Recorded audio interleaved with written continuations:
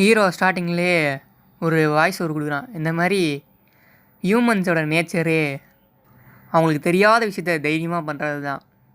என் கூட வேலை பார்க்குறவனே பெரிய வேலையாக பார்த்து வச்சிட்டான். எனக்கு அவன் ஒரு இடத்த ரெக்கமெண்டேஷன் பண்ணான். அது இவ்வளோ பெரிய சுகமாக ஆயிடுச்சு என் வாழ்க்கையில். நம்ம ஹீரோ பேர் ஜின்னு. அவனை டாக்டர் ஜின் தான் கூப்பிடுவாங்க. அவன் ஃப்ரெண்டும் டாக்டர் ஜின் வாலண்டியருக்கான ஒர்க் இருக்குது, நான் உங்கள் பேரை கொடுத்துட்டேன், வா நம்ம 2 பேரும் ஒன்றா போவோம். ஹீரோவும் நான் ஏன்டா வரணும் கூட, அங்கே சம்பளமாக தரமாட்டாங்க, வாலண்டியர் ஒர்க்கு போனால் எனக்கு பிரச்சனை தான்டா, ஓ கூடலாம் யார் குப்பை கொட்டுறா அப்படின்னு சொல்லி ஹீரோவும் வேணான்றான். ஹீரோவும் மனசுலேயே வசிக்கிறான். ஆனால் அன்றைக்கி அவன் என்னை எப்பயுமே கண்டுக்காத மாதிரி கண்டுக்காமல் ஒர்க்கில் முடிச்சிட்டான். இனியும் அவன் ஃப்ரெண்டுக்காரனும் இந்த மாதிரி நான் சைன் பண்ணிட்டேன் அவன் பேரை, வாடா போவோம் அப்படின்னு கூப்பிட்டு போகிறான். ஹீரோலாம் கதறான், ஏன்டா நீயும் கூப்பிடுற. சரி வாலண்டியர் ஒர்க்கு தான் நானும் போனேன் அவன் கூட.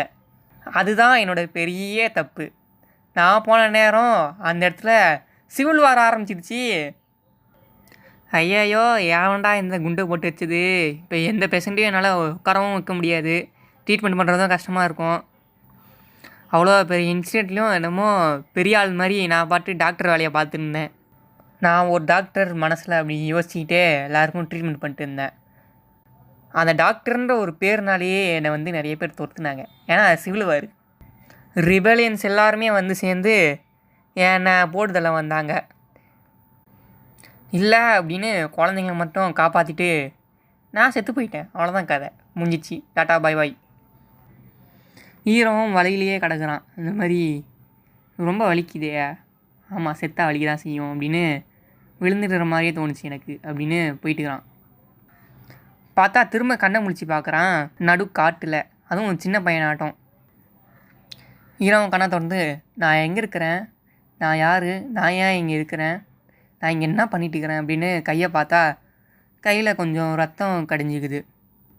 அப்போ தான் ஹீரோ ஜின்னு யோசிக்கிறான், இந்த மாதிரி நான் செத்துட்டேன்ல, எப்படி திரும்ப கண்ணை முழிச்சு எழுஞ்சிக்கிட்டேன், அதுவும் நான் எப்படி சின்ன பையனாட்டம் கிடக்கிறேன். அப்படியே சுற்றி பார்த்தா ஃபுல்லாக ரத்த கலரியாகுது, எல்லோரும் விழுந்து கிடக்குறாங்க அடிபட்டு. கண்ணை கிளி பார்த்தா வலிக்குது. அப்போ இது கனவு இல்லை, இதை பார்த்தா மூவி செட்டு மாதிரியும் இல்லை, இந்த பிளட் ஸ்டெயின்ஸ்லாம் உண்மையிலே இருக்குது, அது பொய்யும் கிடையாது, ஸ்மெல்லை பார்த்தாலே தெரியுது. இதெல்லாம் உண்மையான ஆட்களோட பணம். ஒரே வெட்டில் துண்டாக்கிக்கிறாங்க எல்லாரையும். என்ன மாதிரி கத்திடா இது, எப்பட்றா இந்த மாதிரி வெட்டும் அப்படின்னு யோசிக்கிறேன். எந்த ஒரு புல்லட்டு இதுவும் இல்லை, ட்ரெஸ் எல்லாமே வித்தியாசமாகுது. இதை பார்க்குறதுக்கு முறியம் மாதிரியே இருக்குது. இது என்ன மோசமான விஷயமா இருந்தாலும் என்னால் யோசிக்க முடியும் கரெக்டாக. நான் ஒன்றும் பாலைவனத்துலையும் சாகலை, கொரியானாலையும் சாகலை, இங்கே திரும்பவும் வந்துக்கிறேன். அதுலேயும் முரியம் அலையன்ஸில் நான் சின்ன பையன் உடம்புல திரும்ப வந்துக்கிறேன். அங்கே நிற்கிற வேகன்ஸ், அதாவது கேரேஜ் எல்லாமே எம்டியாக தான் கிடக்குது, ஒன்றுமே இல்லை. அப்போ எவனோ ஒருத்தன் பேண்டிடு அந்த மாதிரி எவனாவது எடுத்துன்னு தான் போகிறான் எல்லாத்தையும். இந்த உடம்புலாம் பார்த்தா கொஞ்சம் ஃப்ரெஷ்ஷாகவே கிடக்குற மாதிரி இது, ஃபுல்லாக அழுகலை. அப்போ 2-3 ஹவர் கூட ஆகலை. அப்போ கொஞ்ச நேரத்துக்கு முன்னாடி தான் செத்துக்கிறாங்க எல்லோரும். நான் இப்போ ஃபோக்கஸ் பண்ணி ஆகணும்னு ஹீரோ யோசிக்கிறான்.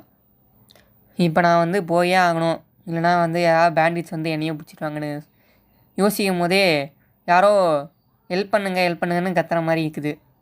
அது கொஞ்சம் லோவான வாய்ஸில். ஹீரோவும் பார்க்குறான் யாரோ உயிரோடு இருக்கிறாங்கன்னு. அவர் சாக போகிற நிலைமையில், டே சின்ன பையா இந்த பேகை என் பொண்டாட்டிக்கிட்ட கொடுத்துரு, என் மனைவிக்கிட்ட கொடுத்துரு அப்படின்றான். நான் சாகிறது பரவாயில்ல, ஆனால் அவள் இன்னும் உயிரோடு தான் இருக்கிறா, அவளுக்கு தேவைப்படும் அப்படின்றான். ஆனால் ஹீரோவும் அதை கண்டுக்காமல், நான் முதல்ல உங்களோட ப்ளீடிங்கை ஸ்டாப் பண்ண ட்ரை பண்ணுறேன் அப்படின்னு பார்க்குறான். அவர் அடியை பார்த்து மனசுலையும் நினைக்கிறான், நல்ல வேலை இவருக்கு உள்ளே ஃபுல்லாக போகல இன்டர்னல் டேமேஜ்னு. ஆனால் இவரோட ப்ளட்டு ரொம்ப அதிகமாக போயிடுச்சு, இப்போ நம்மளுக்கு இதை அடைச்சி ஆகணும் அப்படின்னு சொல்லி பார்க்குறான். அந்த பேகு கொடுத்தாருல, அதை எடுத்து பார்க்குறான் பேக்கில் ஏதாவது இருக்கான்னு. அப்போ ஒரு ஊசியை பார்க்குறான். ஊசியை எடுத்து அவனோட முடி இருக்குதுல்ல அதை எடுத்துக்கிறான். ஹீரோவுக்கு முடி பெருசு தான், ஏன்னா குடுமி போட்டுக்கிறாங்க பார்த்தீங்கன்னா. முறியமில் நிறைய பேருக்கு முடி அதிகமாக தான் இருக்கும் பசங்களுக்கு. அப்படியே அந்த முடியை கொஞ்சம் நல்லா பின்னி எடுத்து அப்படியே தைக்க ஆரம்பிக்கிறான், ஸ்ட்ரெச் பண்ணுறான் அதை வச்சு. அவர்கிட்ட சொல்லிக்கிறான், இந்த மாதிரி வலிக்கும் ஆனால் பொறுத்துங்கன்னு அப்படின்னு ஸ்டிச் பண்ண ஆரம்பித்து முடிச்சிடுறான் எப்படியோ. ஹீரோ ஜின்னோ இந்த மாதிரி என்கிட்ட எந்த ஒரு ஹைஜீனிக்கான ஒரு பொருள்லாம் நீ யூஸ் பண்ணல, உங்களுக்கு வந்து இன்ஃபெக்ஷன் வர வாய்ப்பு அப்படின்றான். ஹீரோ இந்த மாதிரி சொல்கிறான், நான் எவன் அந்த மாதிரிலாம் நான் வந்து நம்ப மாட்டேன். நான் என்ன நம்புகிறேன்னா, அவங்களோட ஒரு மனைவியோட ஆசை இந்த மாதிரி அவங்களோட ஹஸ்பண்ட் சேஃபாக வீட்டுக்கு வந்துடும்னு. அதனால் அந்த நம்பிக்கையை உடைக்காமல் நீங்கள் உயிரோடு இருங்க அப்படின்றான். இந்த மாதிரி என்னோடய அடல்ட் பாடியில் நான் வந்து ஈஸியாக எல்லாத்தையும் பண்ணேன். ஆனால் இந்த குட்டி பாடியில் என்னால் எதுவுமே பண்ண முடியல ஒழுங்காக. ஆனால் இங்கே நிறைய பேர் இருக்கிற மாதிரி தோணுது. நிறைய பேர் இங்கே உயிரோடு இல்லை, ஆனால் சில பேர் வந்து இன்னும் மூச்சு விட்டுட்டு தான் வராங்க. என்னால் எமர்ஜென்சிக்கான ஃபஸ்ட் எய்ட்லாம் பண்ண முடியும், ஆனால் அவங்க பிழைப்பாங்கன்றது கொஞ்சம் இதுதான் அப்படின்னு யோசிக்கிறான். ஹீரோவும் சரி அதை பற்றி அப்புறமா யோசிப்போம், முதல்ல வந்து இவங்க எல்லாரையும் காப்பாற்ற ட்ரை பண்ணுவோம் அப்படின்னு ஒவ்வொருத்தங்களாம் எடுத்து பண்ணுறான். மனசுலேயே சொல்கிறான், இந்த மாதிரி நான் டாக்டர் நல்லா பண்ணுவேன்.